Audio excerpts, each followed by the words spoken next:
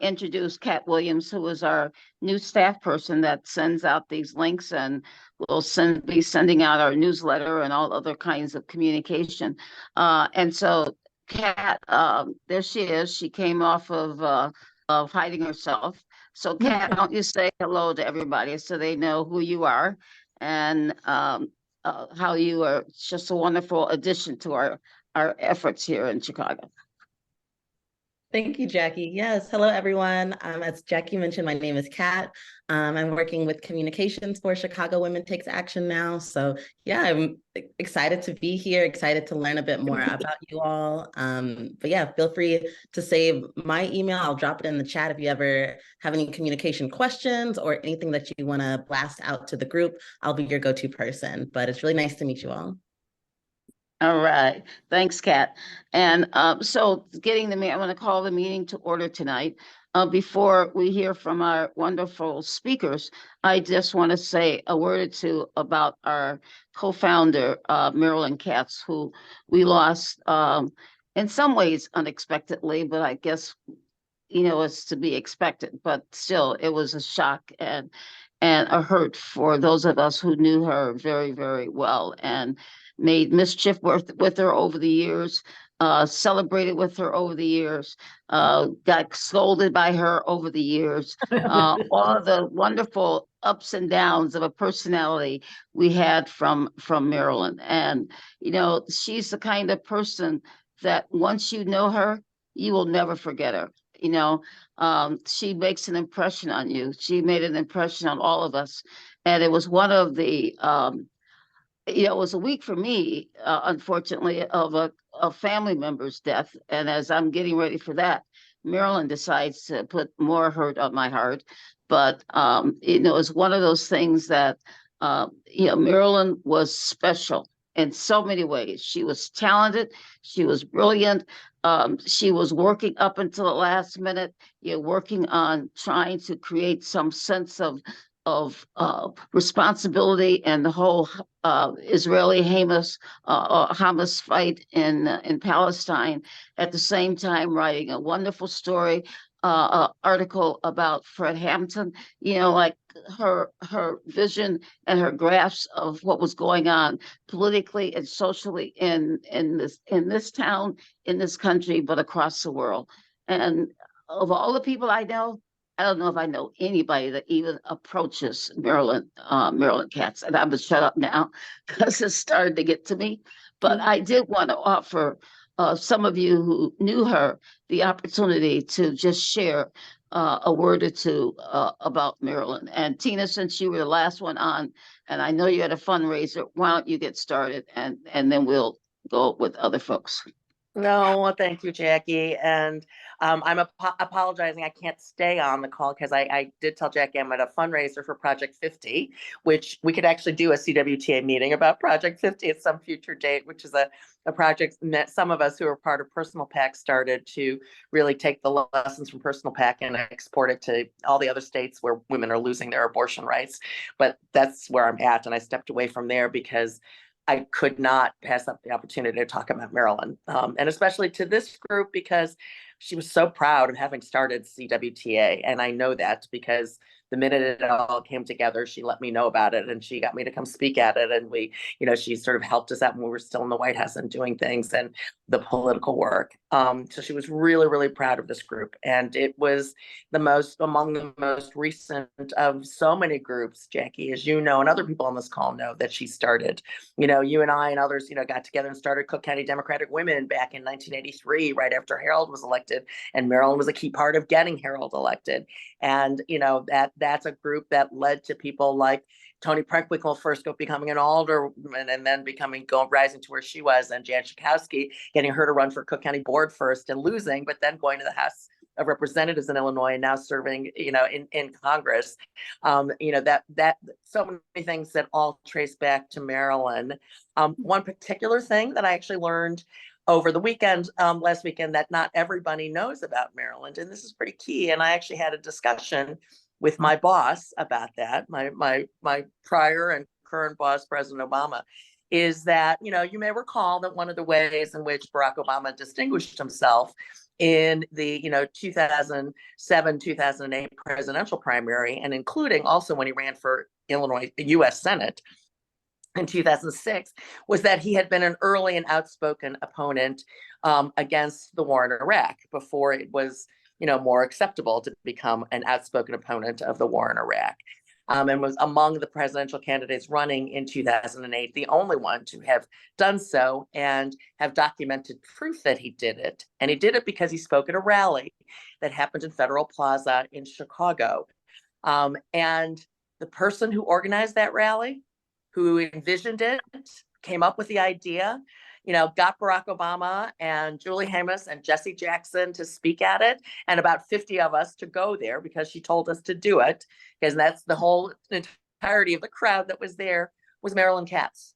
And I talked with President Obama about it last Friday when he was in town, the two of us, and he remembered that. And then in his own words, as he said, I might not have been president, but for Marilyn organizing that rally, having that vision, pushing me to go do it. I mean, look, that is the kind of behind the scenes, never seeking the limelight for herself, but helping those who are in the limelight and supporting us when things got tough. When I've been through my ups and downs, if I got in trouble, Marilyn's the first person I'd call, and she'd be the first person to answer my call and do whatever she could for me. She's the first person to spot a problem in the world that might need fixing and to sort of devise a solution, like that anti-Iraq war rally, like the writings she's been doing on, Hamas and Israel right now. Then thoughtful, provocative kind of work and ideas that she would put forward. And, she was just an incredible political activist and strategist and writer. But above all else, and I think there's a lot of people on this call who would attest to that, she was a great friend. She was a great friend to all of us. To anyone, whether it didn't matter whether you knew her for 30 years or 40 years, or if you just met her. There's a lot of you who she had just recently gotten to know through CWTA, and you were a friend for life, as those of us who had known her for decades. And that's who she was, and that's the legacy she leaves behind. So, CWTA, you are part of that legacy, and I just want to commend you all. All right, back to you, Jackie. Thank you, Tina. It's starting to happen to you. So, like me, you better stop. It's hard not to talk about Marilyn and not, feel her loss, for sure. So thank you, Tina, for coming and joining us for a few minutes. And, we support reproductive rights. So go back and raise lots of money for them. Okay. All right. Bye-bye. Would someone else like to say something before I turn the meeting over? Ari, I see your hand. Yeah, I may be, I will reveal my age. I met Marilyn when there were only two women that I knew of at that time that were involved with the Panthers, the Black Panthers. One was Marilyn Cass, the other was Bernadine Dorn. And Marilyn was more visible because I was not a Panther. I'm not saying, no. I did work in the kitchen program, the breakfast program, and I did pass out literature around what they were doing, particularly on the South Side and what was in Woodlawn. But Marilyn was everywhere. I mean, she was, Bernadine I would see coming in, and, when Fred Hampton was there, but Marilyn was everywhere. And that's why I knew, and the 68 convention, the 1968 convention, I had seen her at something, I can't remember what it was. And she said, you got to come out, because I was pregnant. So I said, Marilyn, love you, wish I could join you, but me and the baby gonna stay in, But she was, again, and that was before, it was dangerous for all of us to even be seen then, but for a white one, and there were white men out there, that's, the Chicago, but, particularly in the Panther movement, there weren't that many white people particular, but white women were. Like I said, I only saw the two, she and Bernadine. But Marilyn consistently worked in areas of what I call good trouble, after my John Lewis hero, that she worked with the school program, she worked with the clinics, and that's what she wrote about, what Fred Hampton did, that very few people, the media wants to talk about is the Panthers and the violence. But Fred Hampton and that part of the Panthers that I was involved in was involved with healing and mutual learning and interracial discussion. And Slim Coleman, and some of you may know, I mean, all of that was what Maryland meant then, and quite frankly, now.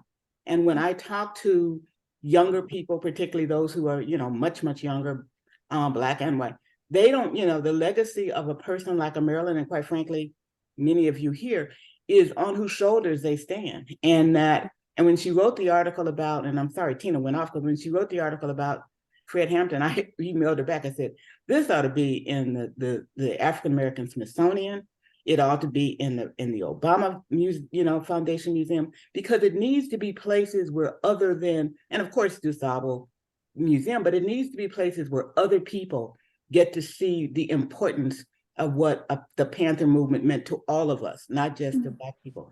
And of course, she emailed me back and said, right on. And that was the email I got from her. And then a week or two later, she's dead. So for me, it was 50 years, 55 years. My daughter just celebrated her 55th birthday. So I know when I was pregnant that, I knew Marilyn Katz. And when I was moving back to the city after living in the Lake County area for over 23 years, she said, well, I know what you got to do. I said, all right, Marilyn, what I got to do? She said, here it is. I said, okay.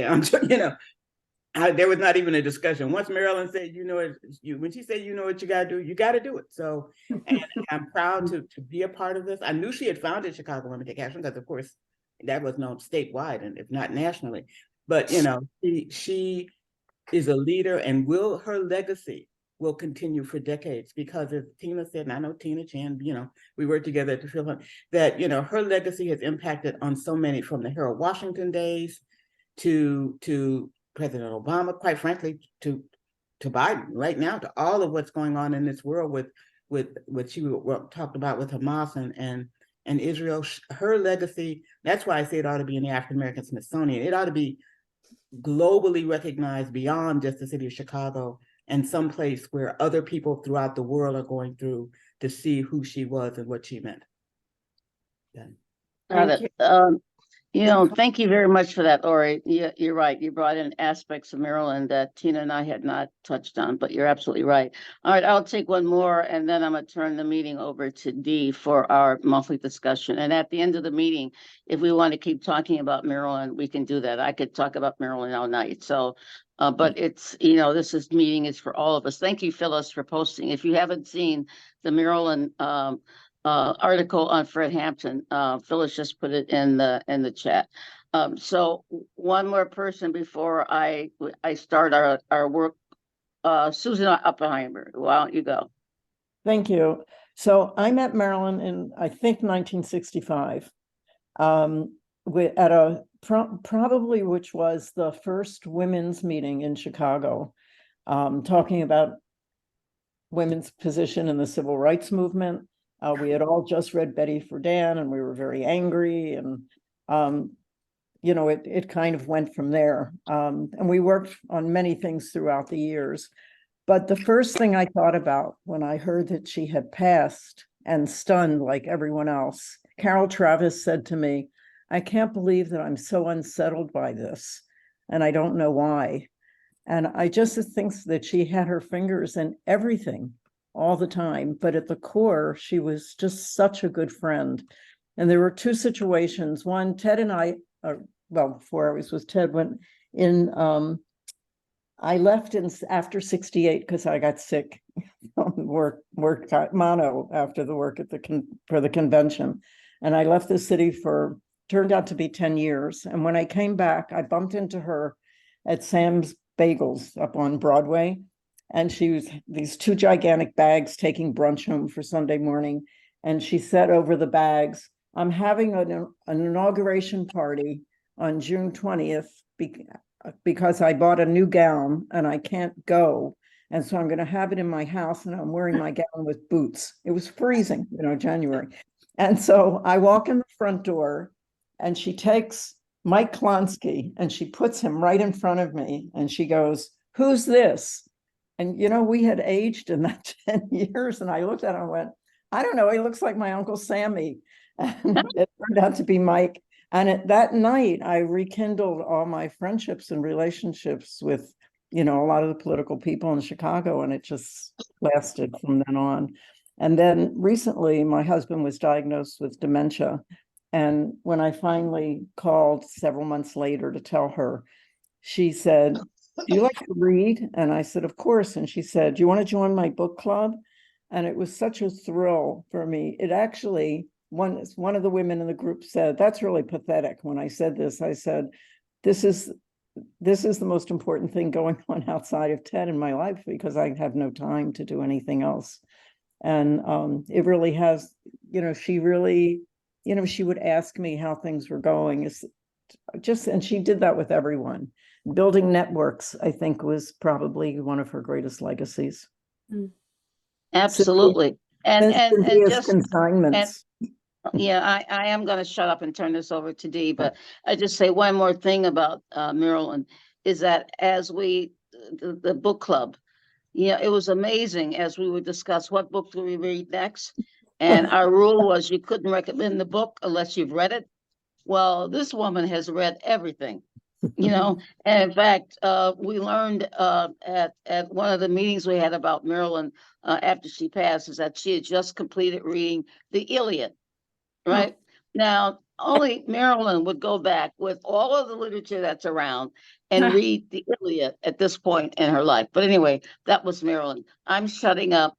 Dee Clancy, I'm turning the program over to you because we have some wonderful speakers tonight to talk about a very important issue, and that is how do we house the unhoused here in Chicago, and how do we go about paying for it? So Dee, you can introduce our speakers and introduce actually what we're talking about, because I didn't do it justice just then. But I got to get myself together here. So it's on you. Thank you, everybody, for those words. And Marilyn would be very pleased with everything that was said about her. And she would be very pleased that we were doing this program tonight as well, because the Bring Chicago Home proposed ordinance is so important.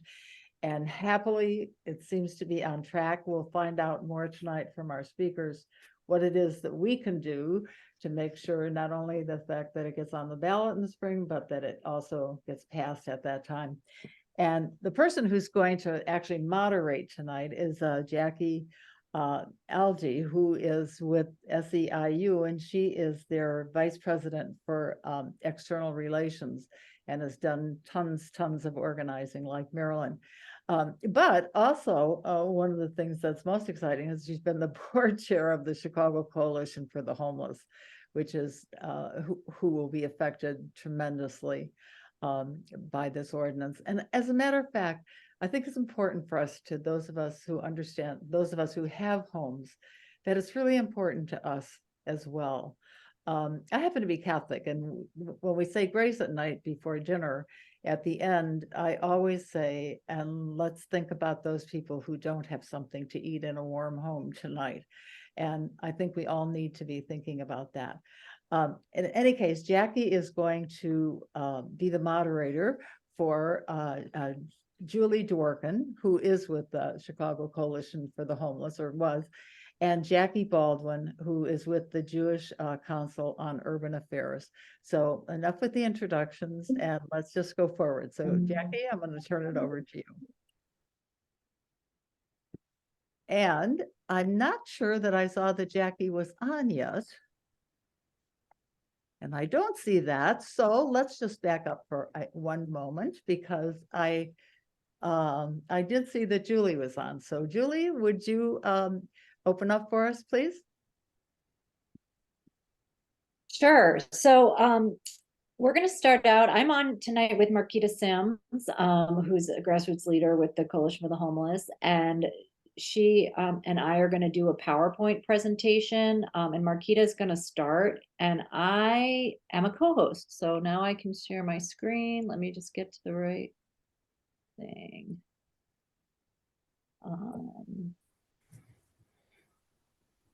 Okay. All right, here we go. Hello, everyone. My name is Marquita Sims. I'm of lived expertise from Chicago Coalition for the Homeless. I'm a grassroots leader part of Speakers Bureau and everything.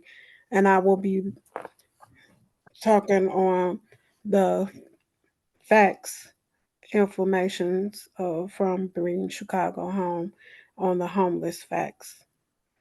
Next.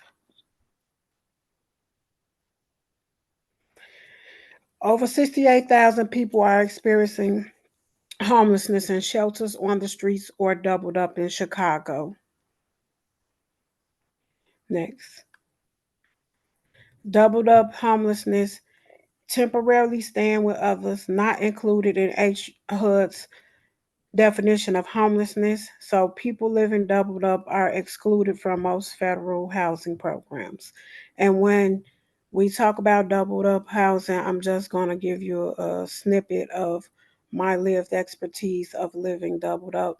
When I came home from as a re-entering citizen from incarceration, I had to be doubled up with my family, and to be doubled up with your family is still consequences like a shelter.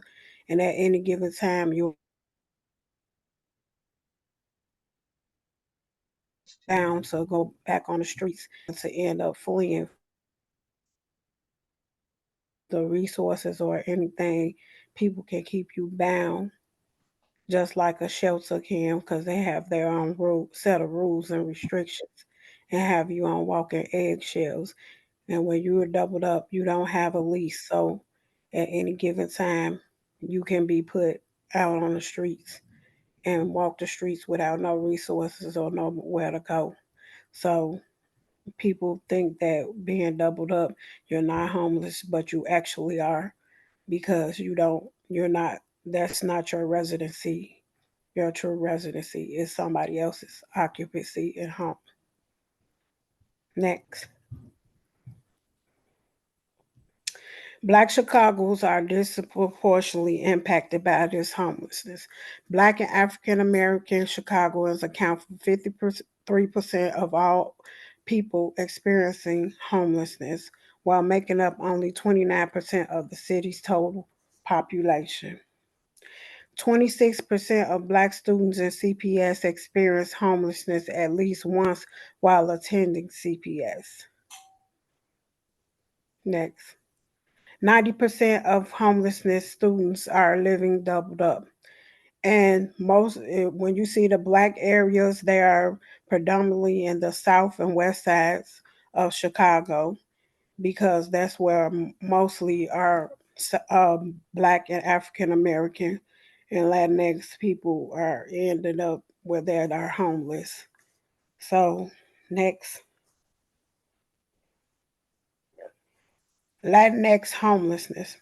In 2019, nationally, Latinx households were almost 3 times more likely to experience doubled up homelessness as non Latinx households.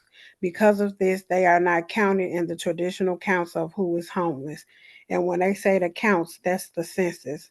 So when the census go around, they are not counted. So people don't really know that they're homeless because they're doubled up with their families or friends and stuff like that, because they don't have the equipment to be housed. Next. This is the city spending on homelessness. Chicago spends less money than New York and Los Angeles put together.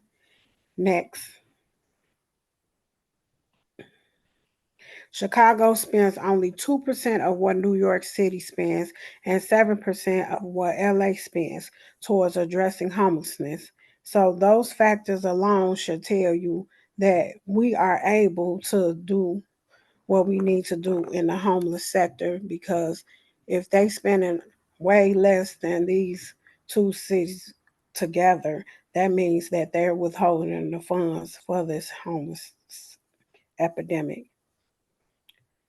Next, go. That's on Julie. All right, thank you, Marquita. I'm gonna take it from here. I think that was some really good context for why we started this campaign. The city is clearly not spending enough money to address this enormous problem, and the fact that so many people who are homeless are living doubled up means that the resources that we have right now to address homelessness are not reaching the vast majority of people who are homeless.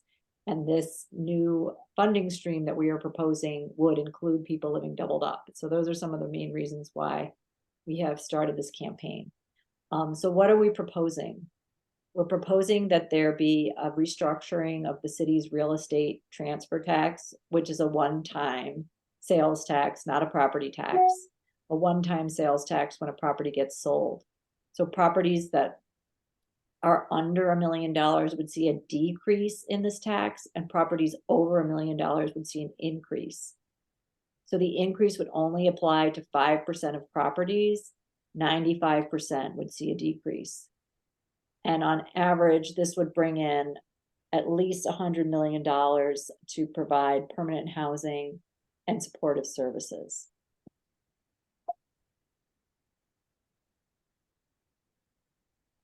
So this is a little bit more detail about what the proposed new rate structure would be. So it's currently it's a flat tax on all properties of 0.75%. And the new structure would be a marginal structure, meaning that the first $1 million of value of a property would actually see a decrease. So any property under $1 million would see a decrease. And then value between 1 and 1.5 million would be taxed at 2%. So that's like if you have a $1.1 million property, only the 100,000 over $1 million is taxed at this higher rate. And then value more than 1.5 million would be taxed at 3%. And with these increases, we will have a dedicated revenue stream to address homelessness. And so in order to win this, it's a 3-step process, and this is required by state law. So the first thing we have to do is get a question on the ballot for an election. And we are working to put a question on the March 19 primary in 2024. And the way that you put the question on the ballot is that the city council has to pass a resolution. And the city council, well, actually, this is not correct. It's not currently in rules. It passed out of the rules committee last week. And the rules committee is a committee of the whole city council. So the whole city council has already voted 32-16 to approve this. So we are expecting it to pass tomorrow when it goes to the full city council.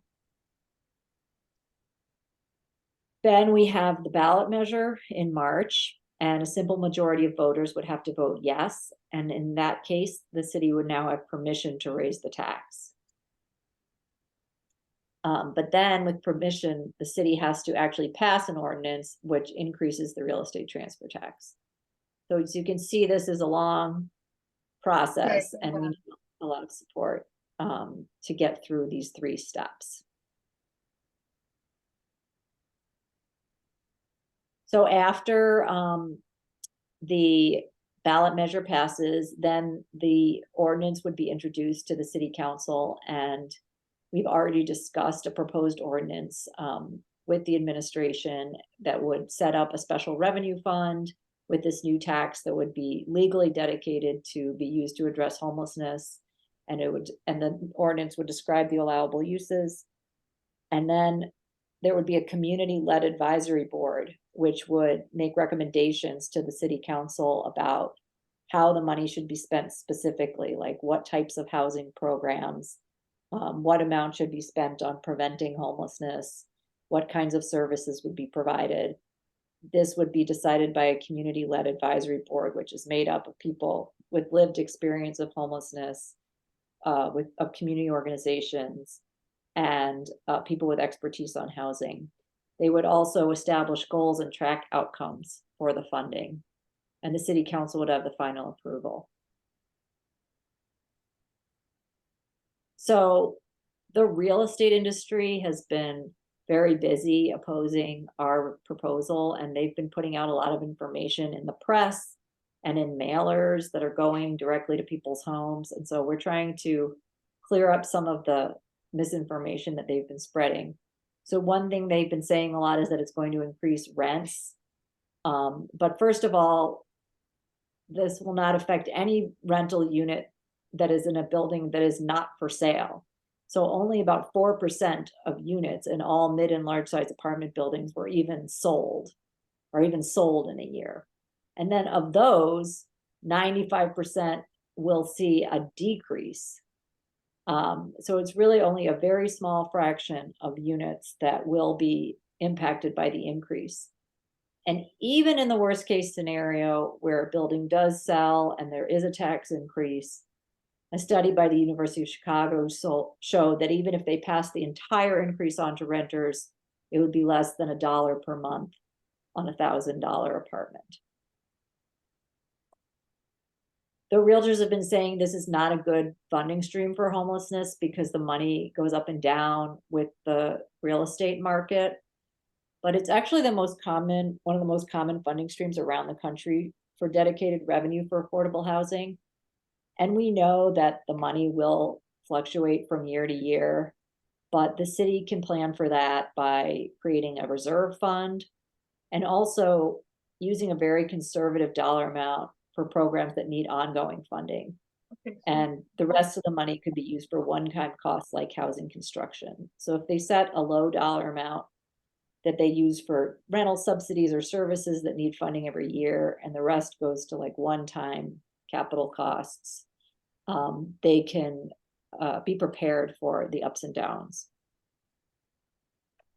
They've been saying that we have no plan for how the funds will be used. As I said, there is an advisory board which will make the recommendations about the specifics of amounts for different uses, but the primary use of the funds is permanent housing, and permanent housing that comes with supportive services. And this is the thing that has been shown to permanently end homelessness for people. So there is a plan, it's a proven plan that has been shown to work. That's where the bulk of the money is going to. It can also be used for programs that prevent homelessness and money that helps people get into housing and stay stable in their housing.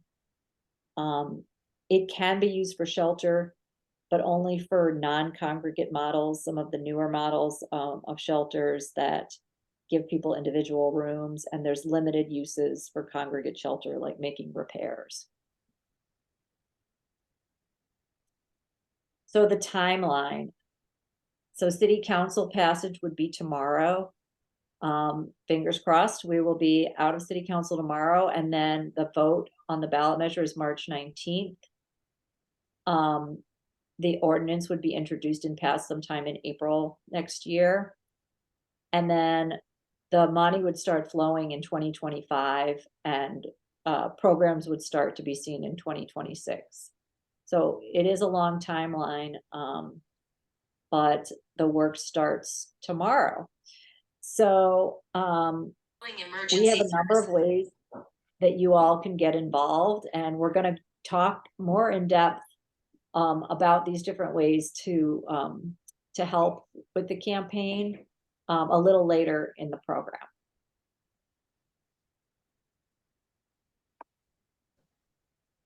Great. Thank you so much. Will you entertain some questions now? Yes, definitely. Oh, I'm sorry. Yeah, I couldn't see the chat. So if there are questions. Take a look in the chat, maybe just. Okay, let me see. Carol Levine says, when you talk about quote counted, can you explain what that count actually is? Oh, I think Carol, if you're on, why don't you just ask your own question? Well, and what I'm aware of is there is an annual day when there is a count of the number of homeless, and it is historically inaccurate. And I'm just wondering, the figure you use, the 68,000 homeless in Chicago, I'm assuming is not based on that annual count. So I'm wondering where the figure comes from. yeah. So yes, so you're talking about the point in time count, which is mandated by HUD, and that happens one night in January every year. And it only includes people who are living in shelters or on the streets. And so that is what Marquita was talking about at the beginning. It doesn't include people living doubled up. Our count includes people living doubled up. It's also not a point in time count. It is throughout the course of 1 year. That's the number. And we got the data from the census, the American Community Survey, which is a census survey that's done every year. And they ask people who is living in their household and how they are related to the head of household. So we were able to look at households living in poverty that had additional people living in the house that were not the traditional family members. Great. Chris Johnson, do you want to raise your issue? You're curious about whether we'll raise $100 million a year or how the 100 million will be spent? What is your question about the 100 million? My question was just, I keep hearing the word 100 million, but I'm assuming that's per year, correct? I think somebody answered that in the chat, that it is per year. Okay, great. That was year.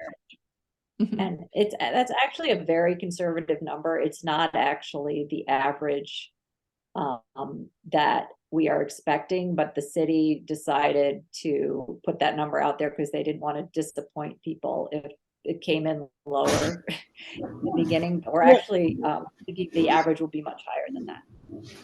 Somebody just asked a question about the immigrants and the 68,000. The immigrants wasn't even a part of those numbers because they weren't even here when those numbers existed and coexisted at a point in time. So immigrants just came into play to even count them. We're not going to even count them, so it'll be 68,000 plus because they're steady loading up and coming into play. So that's not count immigrants because immigrants was not even here. But 10 cities, all that, everything was accounted for because people actually was here and we had outreach and stuff like that. Good. Yeah, that's correct. The numbers do not include them because the census data that we use comes out very slowly. And so the number of 68,000 is actually from the year 2021. And the new arrivals started coming in August of 2022.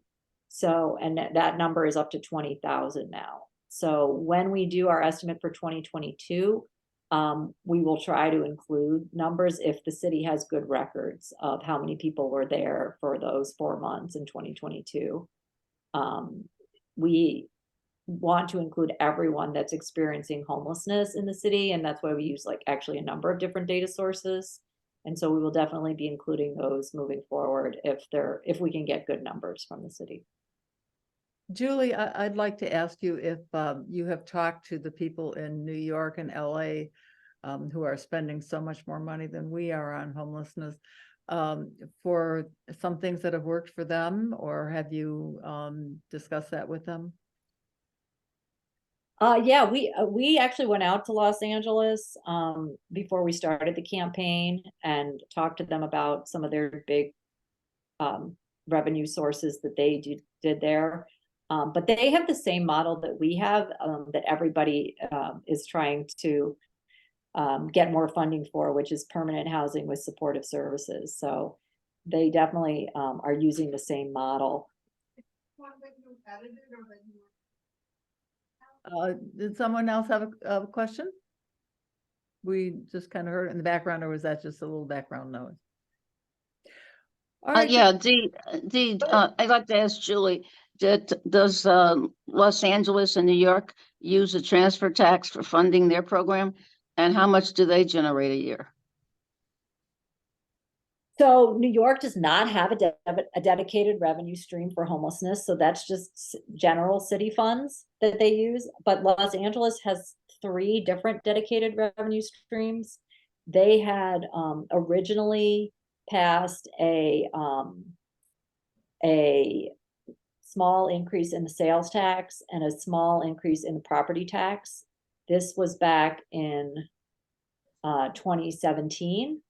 And those 2 funding streams together generated about $4.5 billion over a 10-year period. But as they started to roll out the programs, they recognized that that was still not enough. And so they went back and did a new funding stream, which is a real estate transfer tax increase. And that one just went into effect in the last year, and was anticipated to bring in about $1 billion a year. But it remains to be seen if that's really what it's going to generate. But yeah, the LA has like very significant amount of revenue from these dedicated funding streams. And will this sales tax be on the buyer or the seller? It's on the buyer. Okay. It's on the buyer, although it's often negotiated in the sale to be split, or, discounted from the sale price. So it's often a negotiation. Okay. Well, if there aren't any questions right at the moment, why don't we move on, Julie, to what we can do? So maybe beginning with fundraising, and I presume that is so that you can do organizing and printing and that kind of thing. What do you want to raise the monies for? Yes. Excuse me, Dee.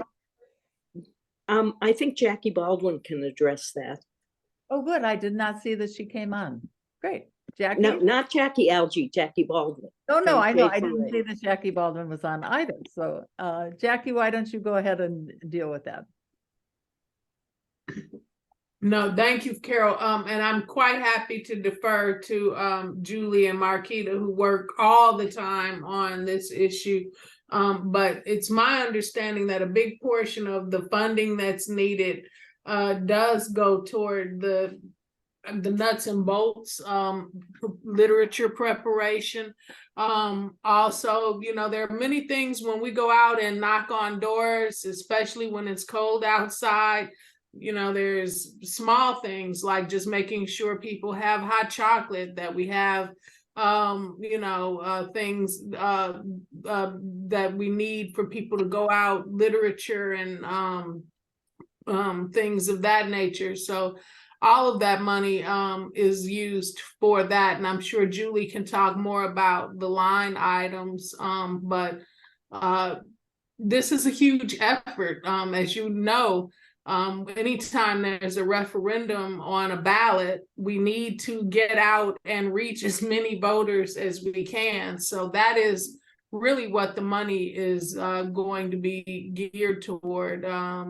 Getting out and reaching as many voters as we can to make sure they know that this is on the referendum and to cast their ballot. Well, and I think that we did see when, unfortunately, the change in the tax structure was defeated, that there is, anytime money is involved, there's a lot of misinformation about it. And I think it's really important, since it seems very likely that it's going to pass tomorrow, that it will be on the ballot. We need to begin right now dealing with the voters. So, and you mentioned that too. The other side they'll be spending big money on advertising. So even though that's not necessarily, we're going to be using more grassroots efforts, we will need to, what we can't, radio advertising, social media, all of those things have a cost to them. And it's no small matter to go up against the real estate lobby, who is really working hard to make sure misinformation is out there. right. And will you have some easy way for those of us who want to help you? Will you have a 1-pager or 2-pager? I'm not holding it to 1 page, but a brief series of most asked questions and answers, so that we can deal with our networks, not only our members, but our networks, in terms of explaining to them what Bring Chicago Home actually means? Julie can speak to this, or Marquita too. We do already have much of that available, and there is a website. And Julie, I'm sure you know more too about some of the tool and media kits. Yeah, we have a number of fact sheets already, and I do include some FAQs. So we definitely and there's also some questions on the website, like Jackie said. So we will definitely have that available. But we will be having organized events where there'll be opportunities for people to do phone banking or door knocking. And all of those will include training and materials that people can use when they do that. And I'll just add, in terms of the funding, I put a dollar figure in the PowerPoint because I just wanted to really impress upon everyone how much money we need to raise. It's $6 million. That's what our campaign manager estimates we will need to get the number of votes that we need to win this. And the real estate industry is going to spend a lot, and we do need to be up on television, to combat some of those messages. So that's why it's such a high dollar amount. And for direct mail pieces as well. And we're starting tomorrow, and we're starting from nothing. So there's like really an urgency around fundraising. There's going to be a lot of big unions that are involved who will be able to give large dollar amounts, but a lot of the money is going to be had to be raised, from individuals. So I do think that that's a way that this group could be involved. If you are interested in doing a fundraiser for the ballot campaign, we'll be having a house party program so that people who are interested in pulling together folks for a fundraiser will have support and lots of information about how to do that. I think if you think about people who might be willing to make a donation to the campaign, we're definitely going to be looking to folks for connecting us with folks who can give larger donations. But that's going to be the immediate need with a lot of urgency, is starting to do fundraising. Literally on Wednesday that starts. And then, soon after that, we will start to build out our whole field program where there'll be opportunities. There are a number of organizations that are involved in our coalition that will be organizing local canvases. So anywhere that you live in the city, there'll be opportunities to plug in with a local organization and do door knocking in your area. And then, of course, phone banking can happen from your home. Those will be like on Zoom. We'll get together like this and give people, access to a dialer where they can start calling people and asking them to vote yes. And this is how we're going to win this. So both of those things I think will be really important, as well as, helping get our message out on social media. We, have been creating weekly toolkits for people for social media. Like we had a Halloween themed one last week. This week we're trying to promote our rally tomorrow. So if people are interested in coming out immediately, we are doing a rally starting at 9:15 tomorrow at the Thompson Center. And this will be prior to the city council meeting, where the vote's going to take place, which is at 11 tomorrow. And, Julie mentioned too, in our phone banks, that's another part of the financial obligation we have to meet, is using the voter access network to reach out to folks that we know have a long history of voting. And like Julie already mentioned, the rally tomorrow. So there's going to be tons of ways And at JCUA, of course, we'll be in touch and sharing information with your group via Jane and other folks that are working with us, Carol, and many others. So yeah, it's going to be about, though, actually, if everybody on this call tonight reaches out to 3 people in their network tonight, then we've already enlarged our presence 3 times the group that we're here. So it's like any other real organizing. It all depends on us. And you know, the truth of the matter is, I listened to Marquita share her story. The truth of the matter is, you can be very close to being doubled up or actually on the streets. I faced housing insecurity and lived doubled up for almost 4 years before I could get into a home of my own again.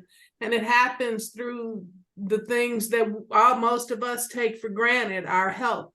So our jobs, and so you never know who around you or what neighbors may actually be facing. So I'm hoping that everybody on this call, you know, these are permanent housing solutions that we're talking about. So it's no small feat if we can accomplish this. So thank you.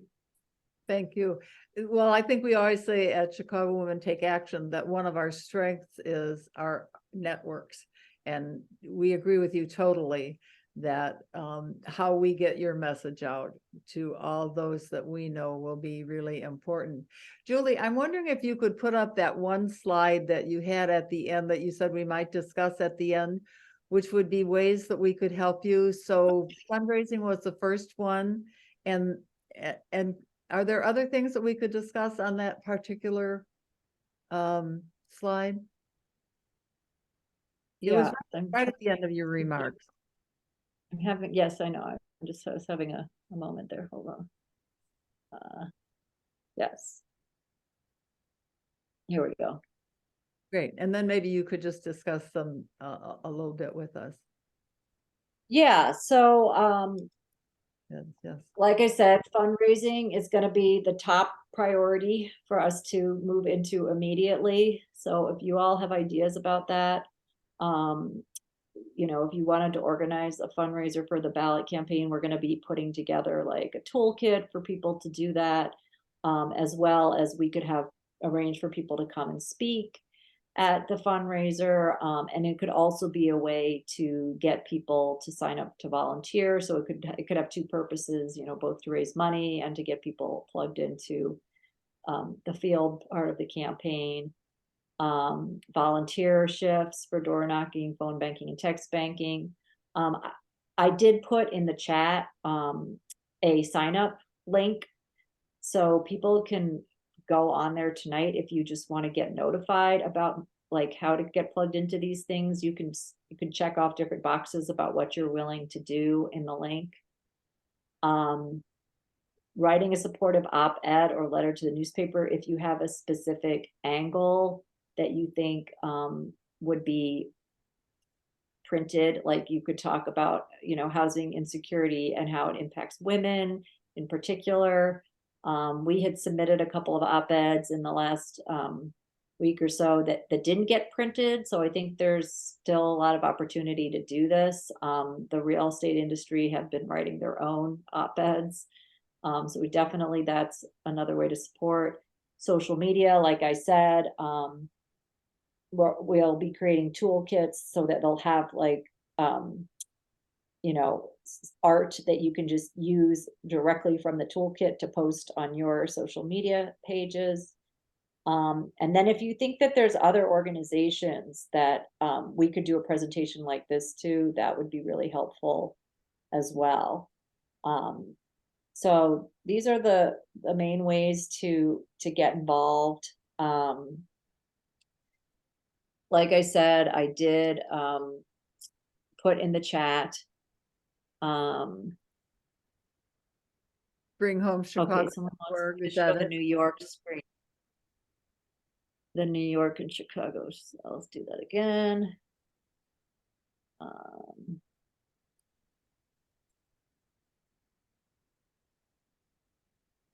Yep. So yeah, we're actually updating this for the 2024 budget, which has just been proposed for Chicago, and it's gone up in both New York and Los Angeles. I think Los Angeles is now up to like 900 and New York is like 2.8 billion. So it's really quite a stark difference.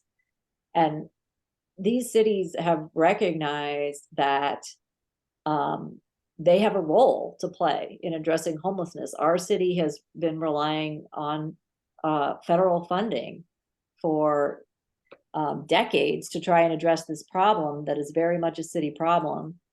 And there's no way it's going to be solved without putting in city resources.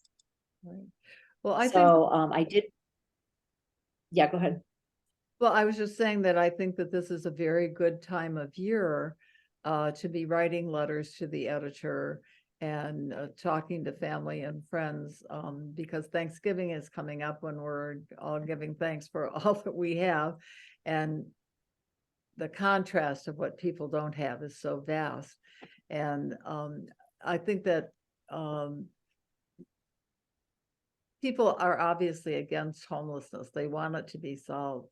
And so you have provided a wonderful way that we can do this, and a way really that is not harmful to anyone. And but I think it's really important to do public relations on this, because you know that the other side is going to say, you know, they're taking money away from you and your rents are going to rise and this is going to happen and that's going to happen. So I think it's very important for those of us who support this to speak out, and to speak out as soon as possible as we can. And I really do think that the holidays are very good times to do this. And also the beginning of the year, when we see how frightful the weather can be in Chicago, and, you know, thinking about anybody being without a home during that time is horrendous. It's horrendous at any time, but it's especially bad when the weather is bad. So I think this is a good time to embark on the campaign. So yeah, so someone asked, what's my elevator pitch? I think that's something I'm going to have to work on. But I guess what I would say, you know, is that to stress that there are 68,000 people in Chicago that experience homelessness. Most of them are not able to access housing resources provided by the federal government, and that this is a carefully crafted solution that would create ongoing funding for housing, and only those who can most afford to pay will be paying the tax.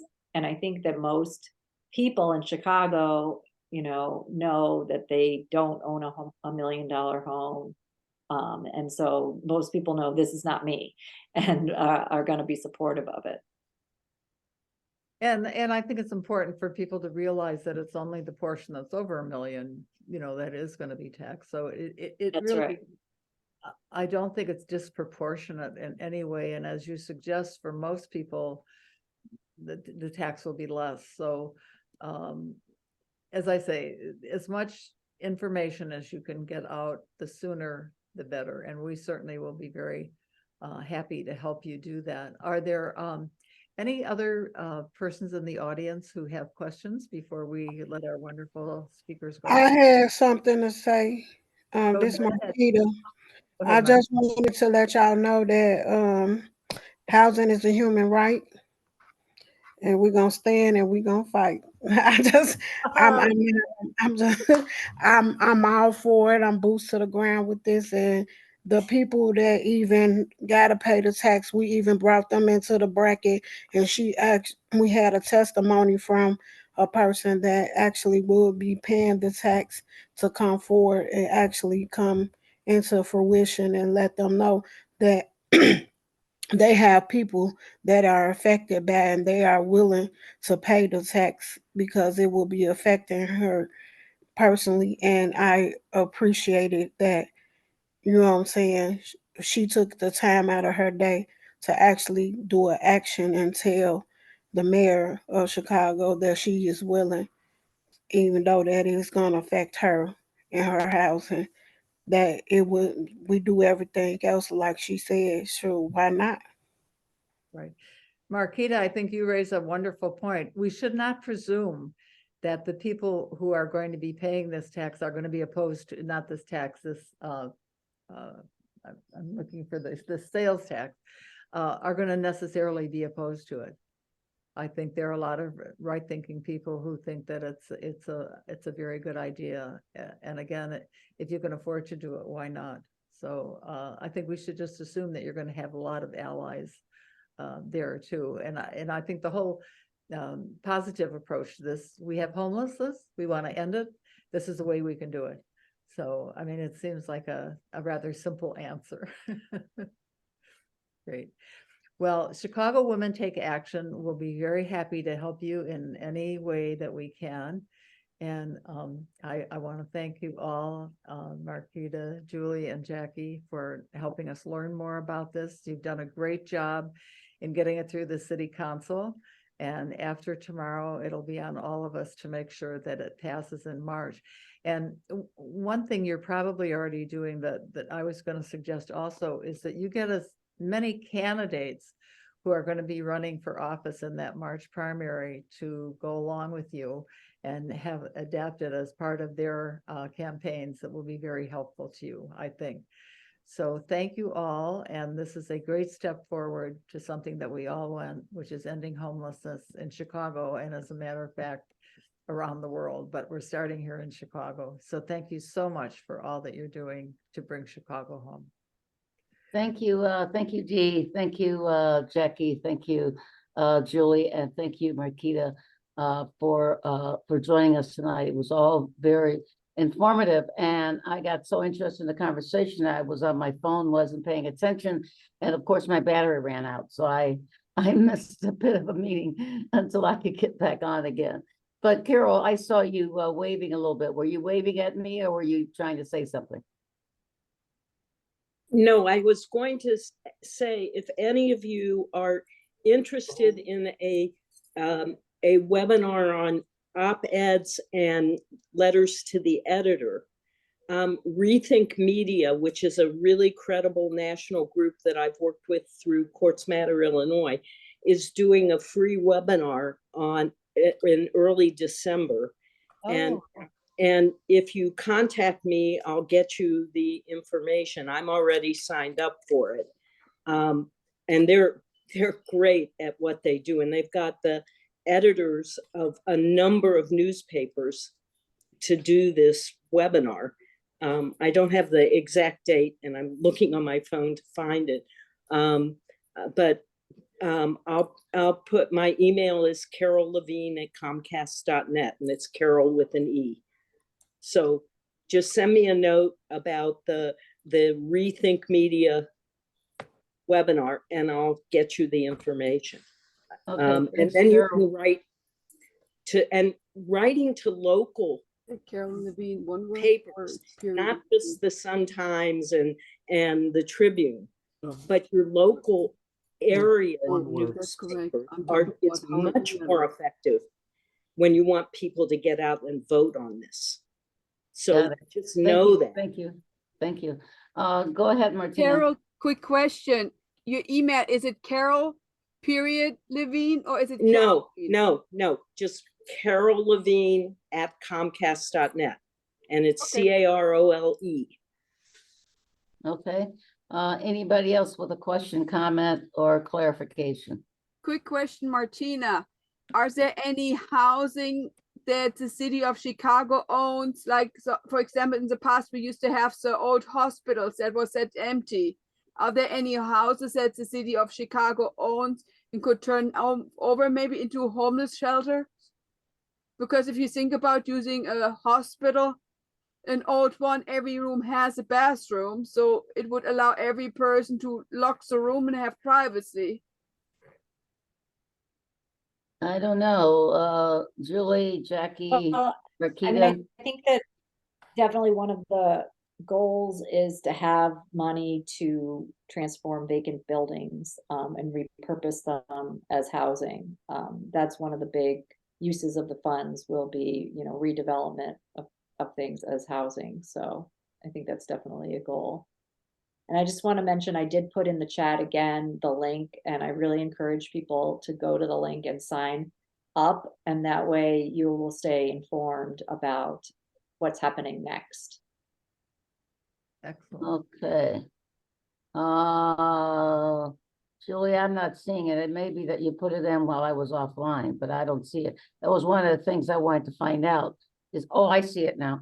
How can we get the information that you said you put together? And so this is the link that will get Yep, us I just the put stuff it that we need. Okay. All right. Terrific. I got it now. All right. Anybody else? Question, comment about housing the unhoused or fundraising or passing, doing the grassroots organizing, all important stuff. And if we're taking action, this is something we ought to be taking action on. So make sure you have, Mary is, oh no, that's not your hand, that's my hand. My pointer. If not, is there anyone else who wanted to share anything else about Marilyn? We're going to, our next newsletter is going to be devoted to her. But if anybody else is dying to say, no, I don't want to use that word, anxious to say something, please do so now. Well, If not, go ahead. I just don't want to say any more about Marilyn herself because almost everything has been said. She was one of a kind. But I think it's really important for us to do this work, and this is the best tribute that we can give to her, is to continue her work in her absence. That's all. Amen to that. You know, Marilyn would be on us, beating us, scolding us, chastising us about not taking some action when action is absolutely needed. So you're right on target, Dee. Okay, now I didn't ask for committee reports at Yeah, I want to say Jackie one, Baldwin. I want to say, Oh, Marguerite, are you talking? I wanted to say one thing. I think, yes, I think one thing that hasn't been said about Marilyn, when she would get people to go shopping, to go to this consignment store, and one of my favorite memories was when Tony was inaugurated, and I pulled out a floor-length pink frou prom dress. Would be fetching for you for your inauguration. So anyway, Maryland facilitated a way for everyone to, have a stylish game, part of their game. And I think that just hasn't been, highlighted enough. So I just want to add that and add that on a light note.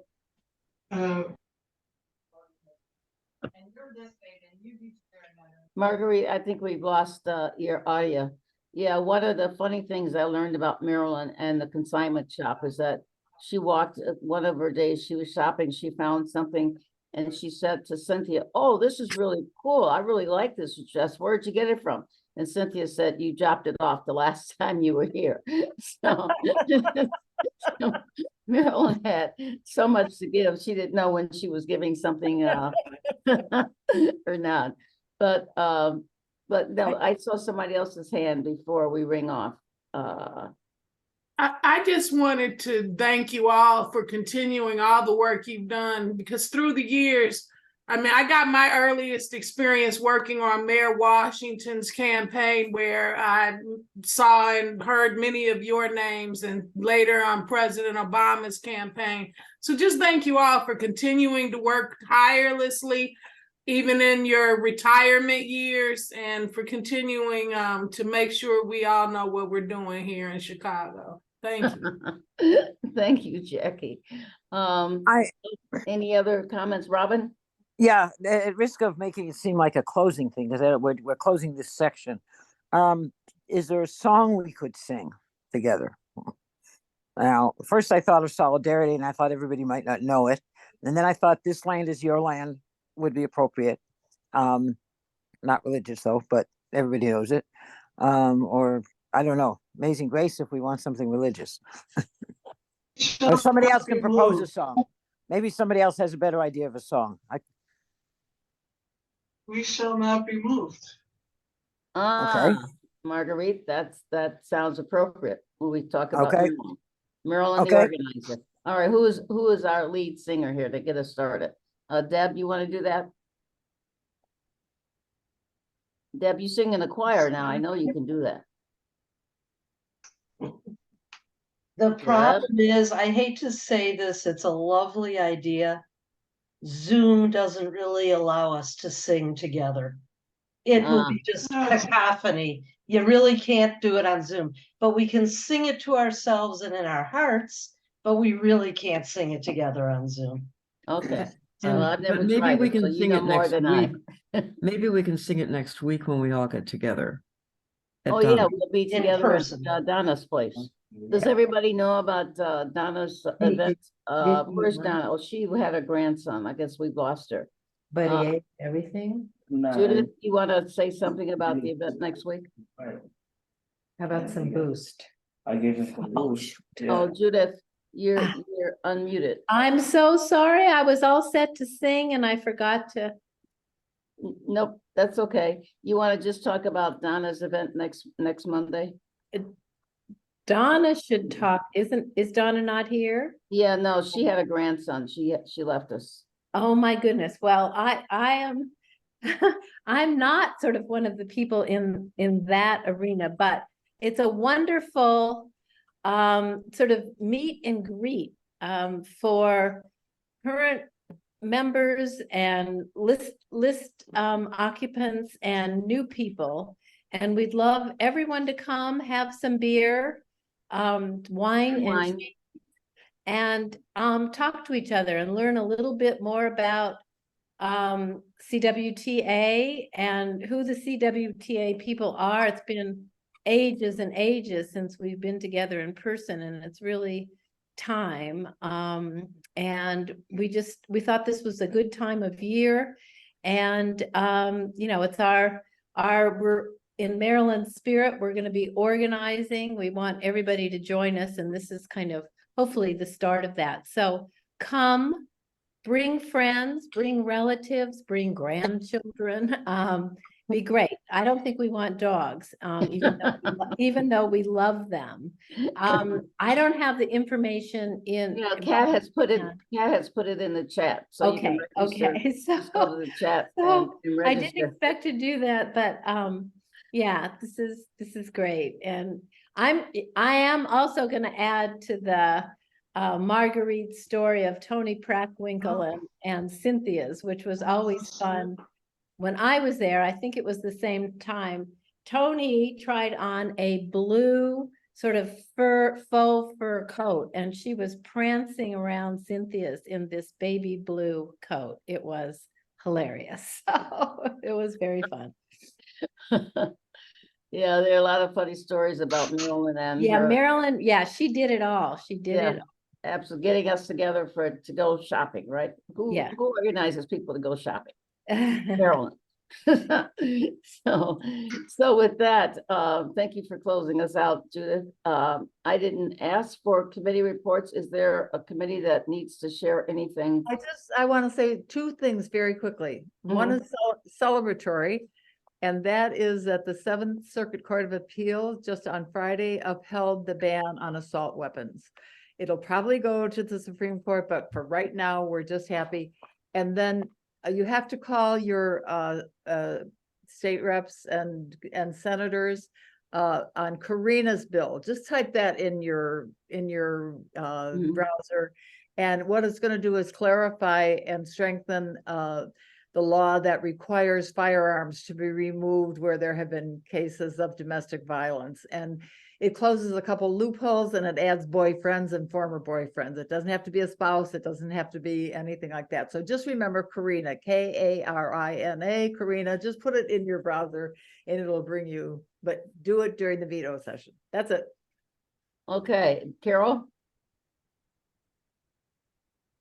If you're not going to City Hall tomorrow morning, and I hope many of you are, but you want to listen to the Supreme Court hearing on U.S. versus Rahimi, which relates directly to what Dee just said. This is the case, the gun violence case of an abuser who has guns and was told he couldn't have them, and has taken that all the way to the Supreme Court, whether someone with domestic violence convictions can still have guns. And so if you want to listen to that Supreme Court hearing and get a feel for where the Supreme Court may come down on this issue, separate from Karina's law, which would apply only to Illinois, you can listen in starting at 9 o'clock. Just go to supremecourt.gov and find the link under that to listen in to the court hearing. Oh, great. So, Thank- All right. but terrific. I also encourage you to wear earphones and go to City Hall as well. Do double duty, huh? Yeah. Okay. All right, guys. Thank you very much from Arizona. It's been fun to be with you. And I'm going to figure out what time zone I'm in before I have to leave and come back home, I hope. So, so anyway, bye-bye. Have a great evening. And I'm sorry I can't be there tomorrow to go to City Hall, but I know I'll have a lot of representatives there representing me. So thank you. Good night, Bye. everybody. Thank you, Jackie.